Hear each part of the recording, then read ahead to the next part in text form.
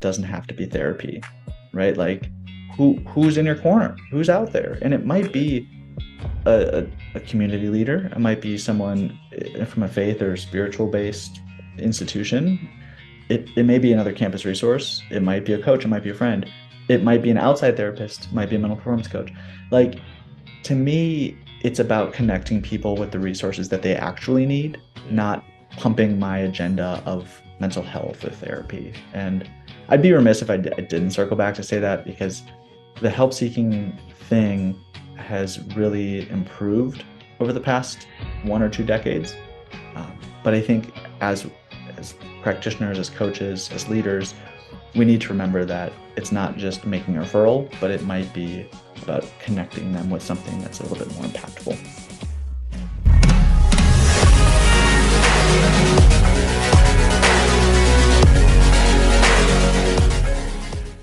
Thank you for tuning in. Thank you for listening. And whether you've tuned in to elevate your mindset, your game, or just your day, you are in the right place. My guest this episode is a former D1 athlete himself, running track and cross country at Mississippi State University. Currently, he is the sports psychologist at the University of Arizona and a certified mental performance consultant. He's also the owner of Clark Performance Consulting.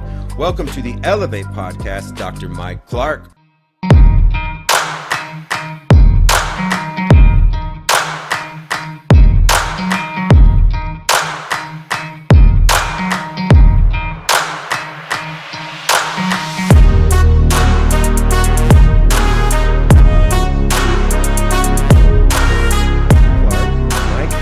Today? Doing great. How are you? I'm well. I'm excited to have you share a little bit about yourself and what you do. And I guess to start, I know you were a former college athlete yourself. Give us a little recap of how you went from college athlete to now what it is you do now, working with athletes in sports psych. Yeah. So, like you mentioned, I ran track and cross country at Mississippi State for my 4 years, and I really enjoyed running, and I still do. And I enjoyed competing at a high level. And yet, I didn't realize that there were so many resources available, like out there.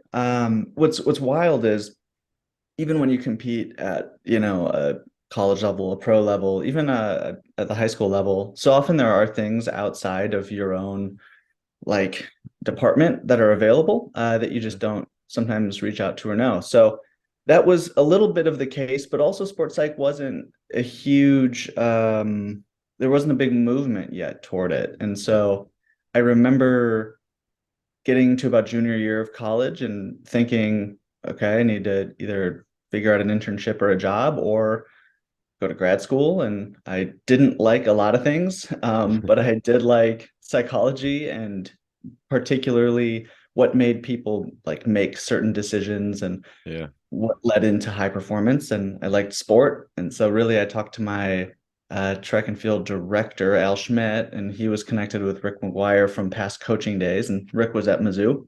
Cool. And, I learned that sports psychology was a thing at that point. So there's probably a ton of cool one-off experiences and things between then and where I am now. But I would say just getting switched on to the idea that even though we didn't have one in the department at the time, Yeah. didn't mean that couldn't still learn about it and go down that path. So that I think those are the early days.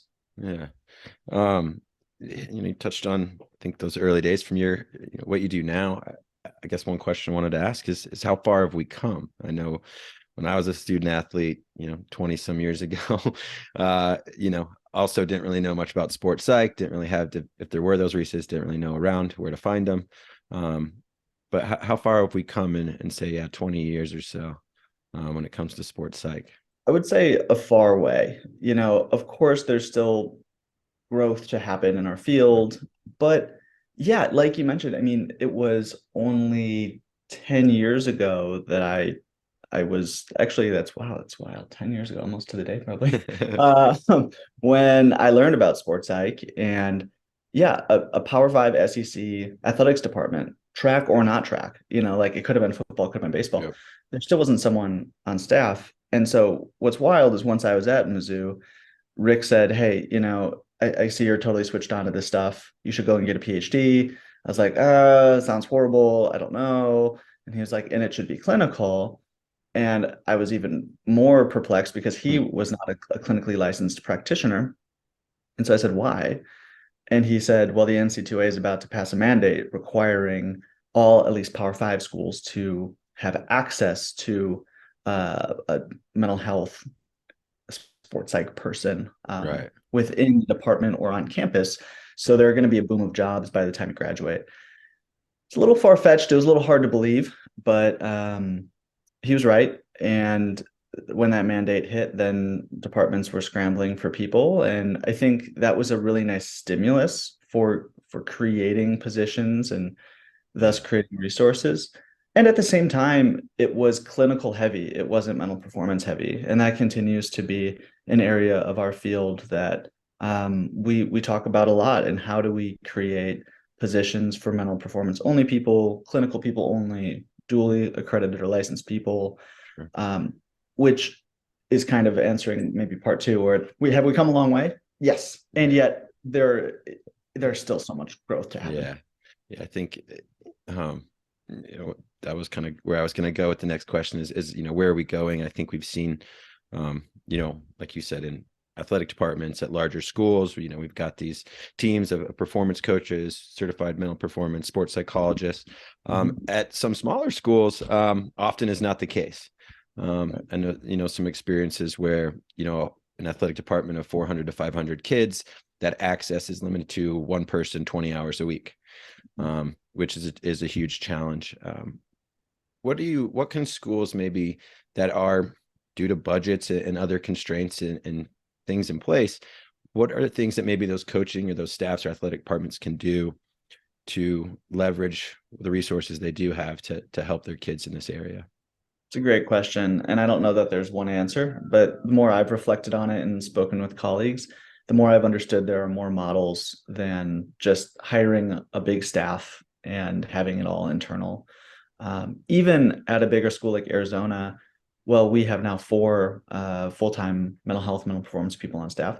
We still refer to the community quite often, and really that's to meet the student athlete with the representation that they're asking for Yeah, that we may or may not have on staff. sure. So one model is sure referring to the community, but that costs a lot of money. It usually costs more money than actually having a full-time provider on Yeah, staff. So that doesn't really answer it, but that's one way.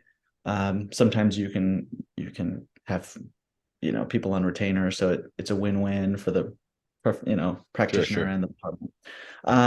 I've seen other programs, big schools and small schools, go the route of jumping on these kind of startup companies, so to speak, and I don't mean to demean them in any way. They're probably like full on crushing it 3 years later, but Yeah, things like they're and I don't want to name drop too many because I'm not totally sure what they do, but right, you'll see these companies form where they will have a lot of mental performance people on staff, and they may have a number of licensed people on staff, even though so they may live in Missouri, but they're licensed in multiple states. right. Um, Jumping on and having a partnership with some of these companies might be the way to go for smaller schools, no doubt. But that's only answering the resource question. I think Yeah, the greater question is, how do we educate coaches and administration on how to create environments that are more conducive to well-being yeah, and high performance at the same time. Um, it's not to say that coaches don't know how to do this, but there's so much on the college coaches plate nowadays hmm, that their attention is drawn in every other direction. yeah, And so to have that be part of the conversation at the maybe administrative and head coach level of departments yeah, is also another way, because really improving or even preventing mental health concerns from snowballing isn't just the job of the therapist. It can be done by a mental performance person. It can be done by a strength coach, a coach, yeah, anyone that's informed on how to meet someone where they are and to identify early signs. So I think that's really the way to go, but yeah, it's nuanced, and I think yeah. it's complicated. You said there's not a single answer we can point to, but no, a lot of great ideas and suggestions and options there.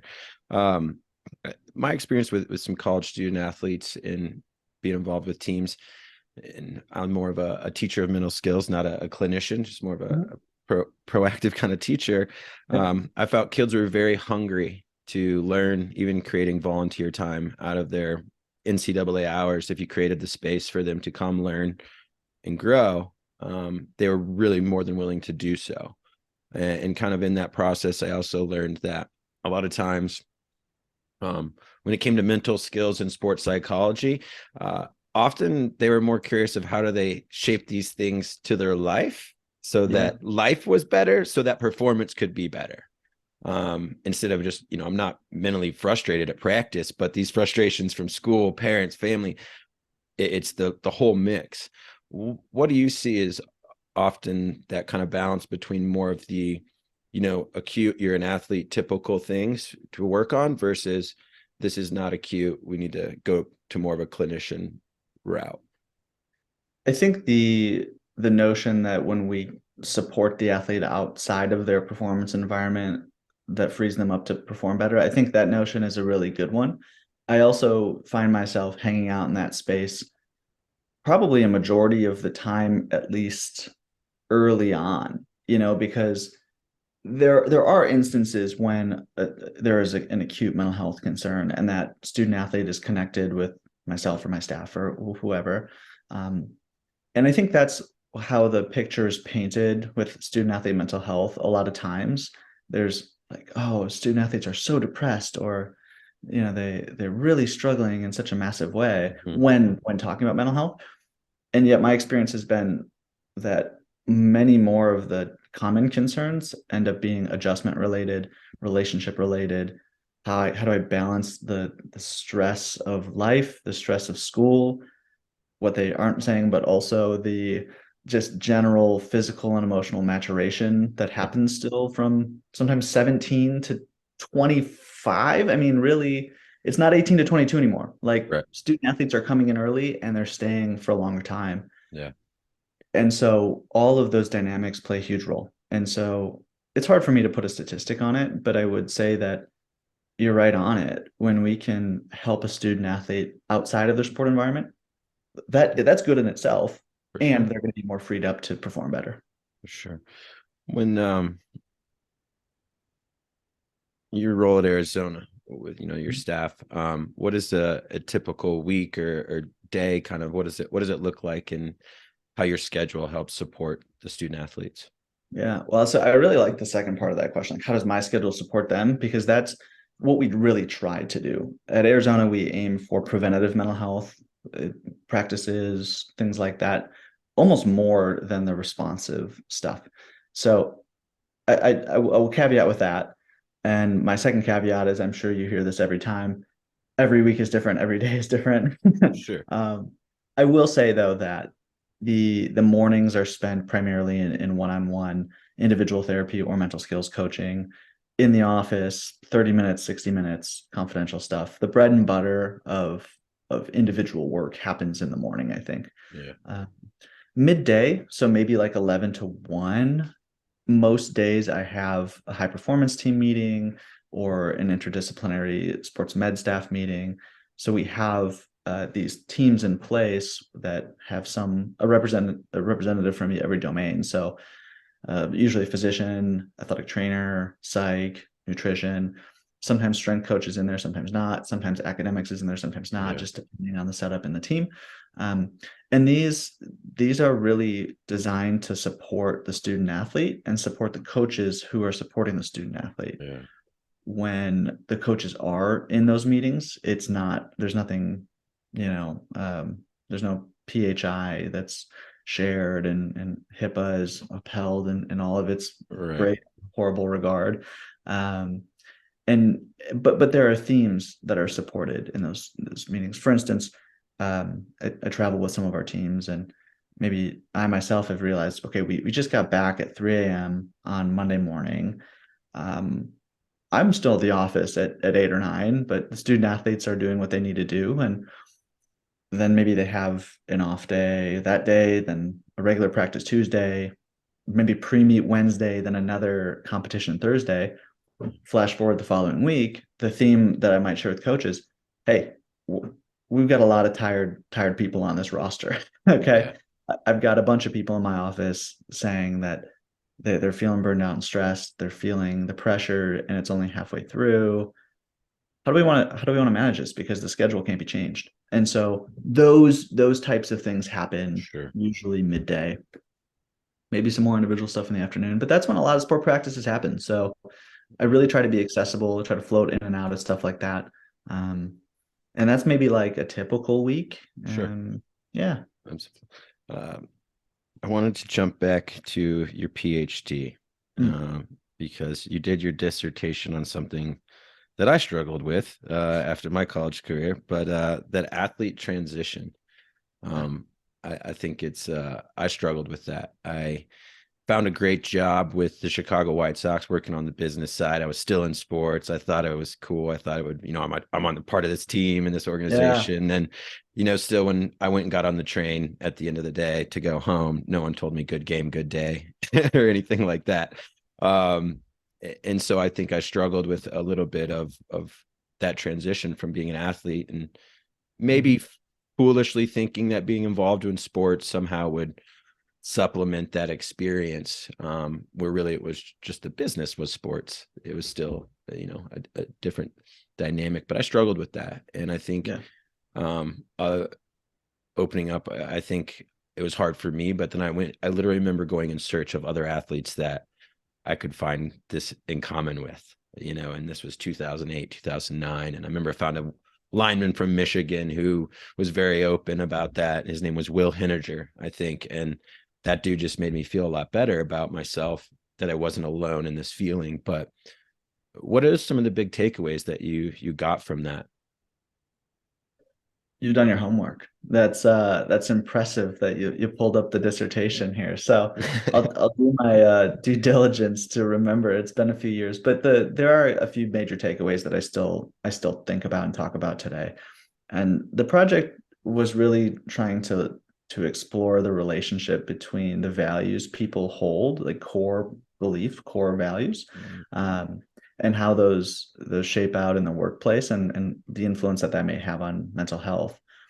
And so often in psych research, we look at dysfunction, not inherently a bad thing. It's a pain point. It's Yeah. really where our field was born from. Hey, something's going on. How can we better understand it so that we treat it or prevent it?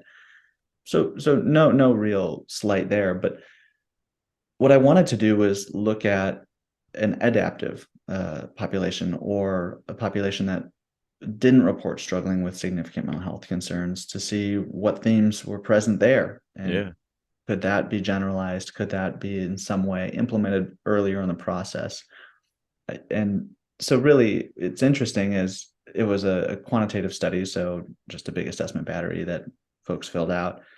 I was looking for 300 people for to actually analyze the data. Hmm.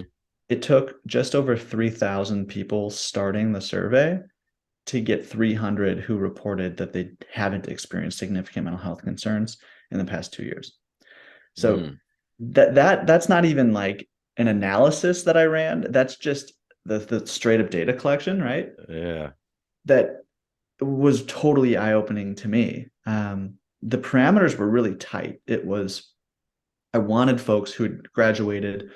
I guess it must have been maybe in 2017, 2018, and then I was assessing. I was getting the data in like 2020, and so really what I was saying was in these rule out questions, if you've had significant self-reported or diagnosed significant mental health concerns since graduating, I you're out of the study. Yeah. And they didn't, they're still compensated effectively and all that good stuff. But it 10% who started made it to the end to say, yep, here we are. And in further looking at the data, it wasn't even hey, I got halfway and I quit or I Christmas treated. It was really that was the question that dumped I, I would have 89. been I would have been Yeah, out. I would right. have been out. Yeah. Yeah. Oh, exactly. And so would have most people. I mean, 9 out of 10. And so that stuck out to me. But then what did we find? Well, the good thing, my advising, panel liked and the thing that I liked, and now the thing we can talk about is that we really did find that a vocational psychology term called correspondence Mm, did moderate the relationship between student athlete or former student athlete mental health and what they report today. Said in a different way, correspondence is, do your core values align with what's needed in the workplace? mm, And when you do find that fit or correspondence, that truly does influence the relationship that you have with work and your transition. And to me, that was such a relieving thing to find. And then also something that at Arizona and at other places that I consult with, it's like, hey, what can we put in place before the student athlete graduates so they can better understand their values, so they can better understand what's kind of going on this next step, so yeah, that hopefully, fingers crossed, 9 out of 10 becomes 8 out of 10 or 7 out of 10. sure. Um, I know my experience in um, eventually one thing that did help me was I went to therapy. Mm-hmm. And I remember having a moment with our HR lady and being an ex-football player and raised in some machismo environments at times. I remember her saying, suggestion I should do this. And I remember telling her, I don't want to go sit in a stranger's office and cry about my stuff. Yeah. And she's like, well, I'm kind of a stranger, and that's what you're doing right now. And she was a wise Chicago woman, and she kind of called me out on that and said, "Why don't you go give it a try?" Mm-hmm. And I think that was intimidating, but to kind of shell that, for me, it was 6 good months of really learning about why I was feeling the way I was and what experiences had created that and behaviors that I had changed. And I'd gotten away from a lot of healthy athletic behaviors that I did as an athlete and still was expecting healthy athletic results and things Yeah. like that. And Mm-hmm. so, but it was that, I think, stigma. I was so hesitant and afraid to go talk to someone. What would you tell people or athletes, or what do you say to maybe an athlete that maybe feels that same way, or I don't need to talk about this, or that's not for me. I'm supposed to hold it in and keep it together. Mm-hmm. What do you tell young people? Yeah, definitely. And I appreciate you sharing that. And I'll answer that, but what I have a question for you, Sure, sure. dish it back if you Yeah, will. Um, you mentioned that the HR person you were chatting with was, had some strong influence in you going. What made you stay? um I, s- I was curious to Mm, figure out why I was feeling so different, yeah, and I yeah, think that was a pain point. I mean, I can get emotional a little bit, but yeah. yeah, I think it was. I was curious. I was so like not myself, No, and I and I wanted to get to the bottom of it. For sure. No, and I appreciate your disclosure here. Yeah, Really, the curiosity part to me is massive. And what's amazing is that as athletes, we were curious, or maybe we still are curious, for sure. and yet oftentimes I think it's not spoken to as curiosity. It's spoken to as like improvement or Mm, reflect on what you're not doing well and yeah, fix it, change it. And sure, I mean that's fine, and that can be helpful in chaotic environments.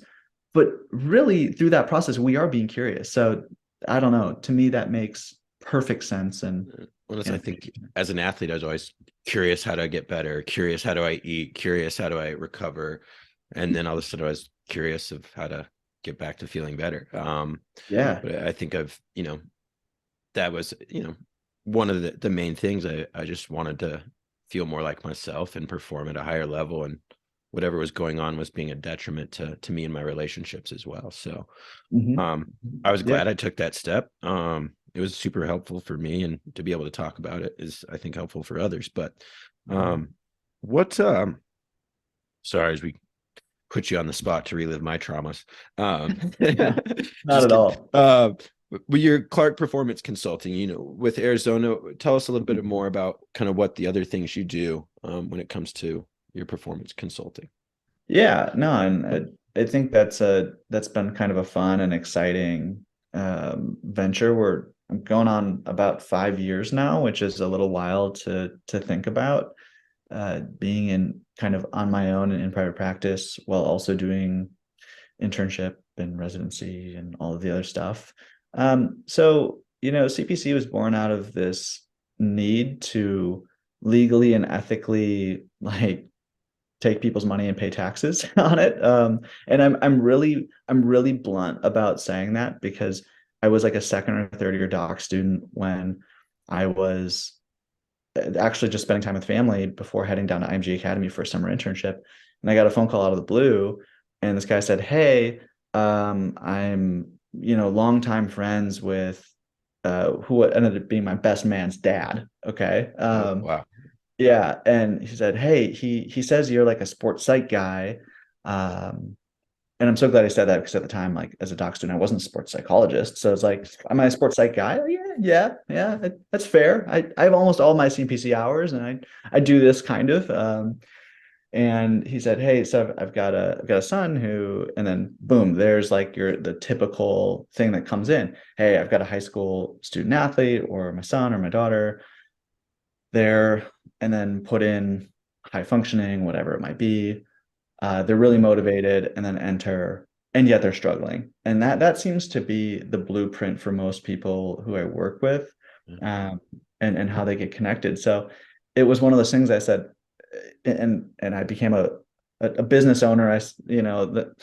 That afternoon, but it was like, well, I'm leaving for the summer internship. This was 20, I don't even know, 17, 18, pre-COVID. So like Zoom, and it was actually big. Skype was bigger Oh back then. yeah. Yep. Yeah, right. Yeah. And so I was like, well, hey, I'm about to be gone for the next 2.5 months. Could I give you a call back in the fall? And they're like, absolutely, no problem. In today's world, that just like wouldn't fly. They'd be like, can't you like get on a FaceTime like tonight? Right. Right. um, and so that's why I say I needed to create a company, because I knew that I wanted to do the work and I wanted to do it right. Flash forward, now it's grown into something that's a little bit, I think, more nuanced, because I was at Oklahoma before this for my internship. Now I'm at Arizona, and my role at Arizona takes much of my time and emotional energy, and yet I still am able to work with families I've worked with for some of them like 4 years now. There are some professional athletes I work with, connected with USA Cycling, and I also work with founders and executives through a couple different platforms. And so that work has been totally different.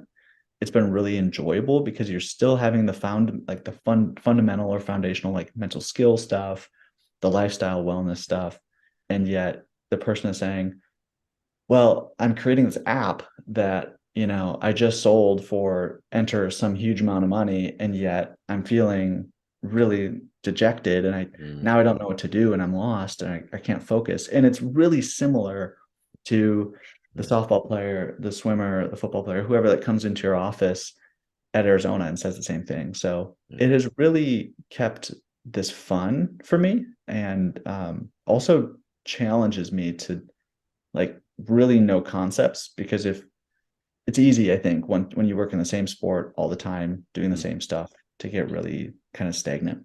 sure. Sure. Um, So we kind of a couple more questions. You've been on like IMG, Oklahoma, Arizona, Mizzou. You've been on a lot of campuses over the past decade or so.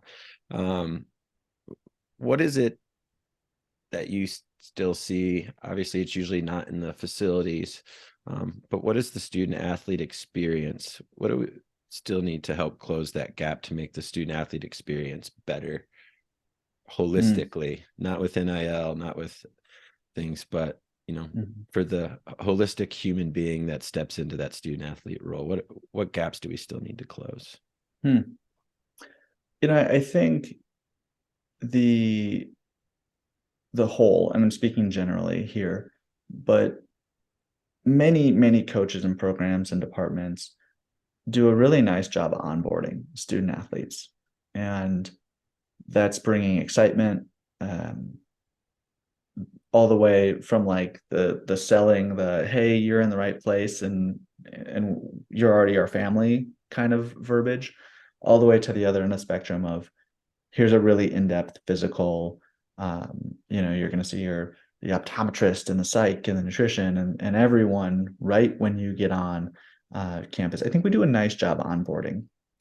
I think we do a nice job, and again, this is generally speaking. I think Sure, we do a sure. nice job of creating opportunity and resources.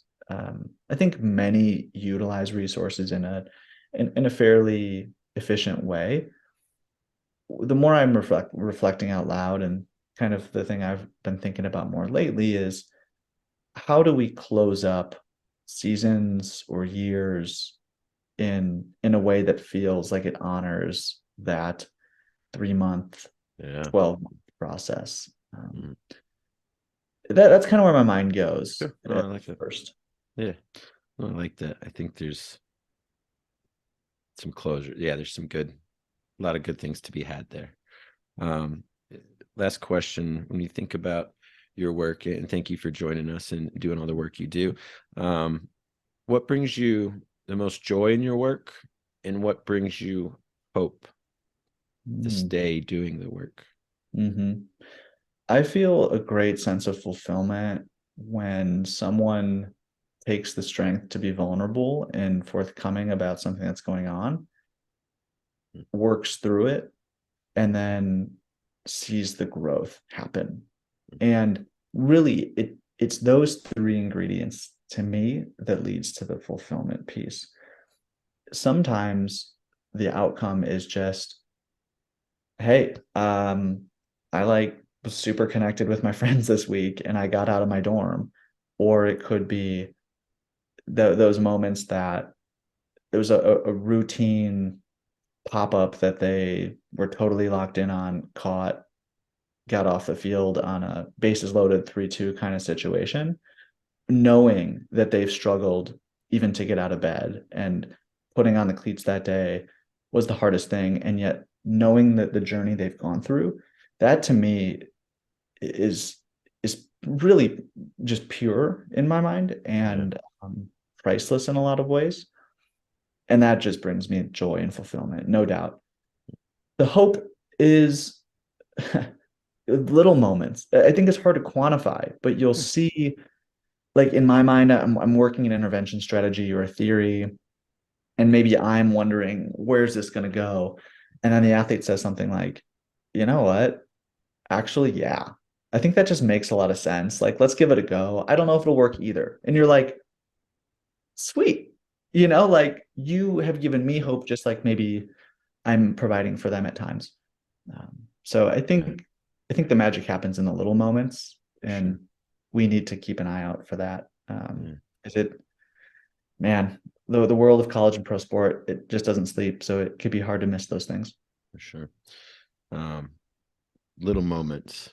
If I gave you a time machine in one little moment to go Mm, visit teenage Mike and give yourself a little piece of advice, or maybe some of the sports psychology you didn't know back then, um, what surfaces up that you'd want to tell your teenage self? mm, that's good. That's really good. Um, my initial instinct was to just say, "Hey, it's hard, but keep showing up." But I was doing that, so that's not a fair answer. I didn't need someone to tell me that. What really surfaced for me, and to share it, to be a little vulnerable, I think, is to would be to be more open to people who were probably wanting to help me. I think about now, I have a great relationship with the girls cross country coach at my old school, John Barn. And he was someone who, as I reflect, was like always in my corner and would have chatted with me about anything, and there were a number of things that, happened in my own personal life in high school that were hard to manage, just like most people deal with. And I was shut off to people like him or teachers, other coaches from other sports, people who I think wanted to help, but I got really tunnel visioned and just thought, they're not my coach. They don't know me. They're not my like close teammate or friend. Right. So kind of screw it kind of thing. So yeah, thinking back now, I think I could have benefited from that. And yeah, I'm glad you asked that. That's a newer reflection, I think, for me. Appreciate it. Well, appreciate you being vulnerable and Yeah. sharing what surface is. And I greatly appreciate you joining the podcast and sharing all these great little insights and wisdom. Appreciate it. No, you're very welcome. And I want to go back just for a second, just for a 30-second, because I never answered your question of what do I tell the person who's reluctant to seek help?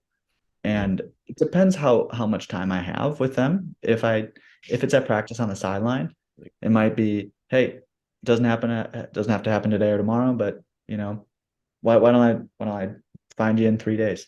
And maybe it's just starting the conversation then. yeah.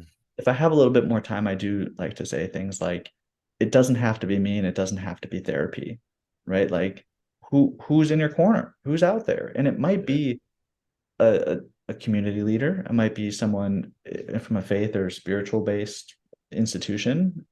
It may be another campus resource. It might be a coach. It might be a friend. It might be an outside therapist. It might be a mental performance coach. Like to me, it's about connecting people with the resources that they actually need, Yeah. not pumping my agenda of mental health or therapy. And I'd be remiss if I didn't circle back to say that because the help seeking thing has really improved over the past 1 or 2 decades. But I think as practitioners, as coaches, as leaders, we need to remember that it's not just making a referral, but it might be about connecting them with something that's a little bit more impactful.